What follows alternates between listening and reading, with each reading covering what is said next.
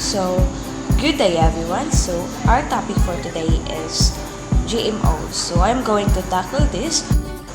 What is GMO? So, when we say GMO, it is a genetically modified organism. So, meaning GMOs are living organisms whose genetic material has been artificially manipulated in a laboratory through genetic engineering.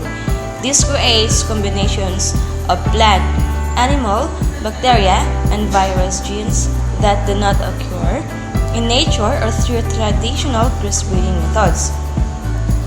The non-GMO project verified, so we have the risk level. First is the high risk. Next is we have the low risk. Unrisk. Next is we have monitored risk. Interesting facts about GMOs. So GMOs continue to be a hotly debated topic, especially when it comes to the safety of the food we feed our families. So while you may be undecided about GMOs, so the scientific and medical communities have them to be just as safe as non-GMO crops after more than 20 years of research and review. GMO save lives through medicine. So the same technology used to create GMO crops in the 1990s started in the medical community in the 1970s.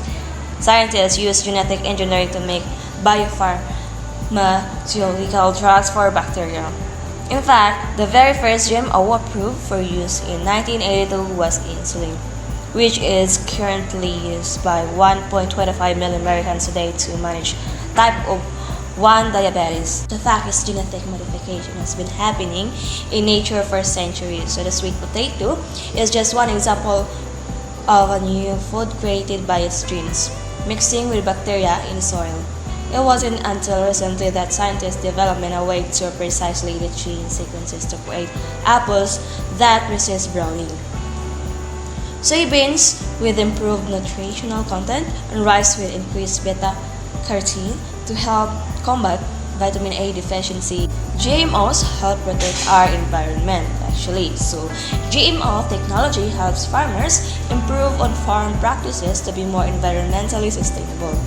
According to a study by the Council for Agricultural Science and Technology, the use of biotechnology in soybeans, corn, and cotton has decreased soil erosion by 93%, herbicide runoff by 70%, and greenhouse gas emissions by 326 billion across the US since the mid-1990s. Next is we have the GMOs produced on our shelves. So without GMO technology, we probably wouldn't have papayas anymore. So in 1992, papaya ring spot virus was discovered in the Puna district of Hawaii, where 95% of the state's papayas grew.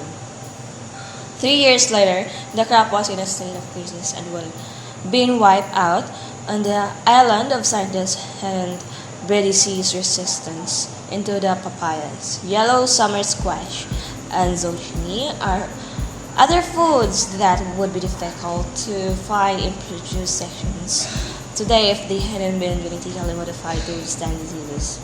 So scientists are also developing orange trees that resist citrus greening, palm trees that resist pox virus, and potatoes that resist potato blight to keep this food stock on produce.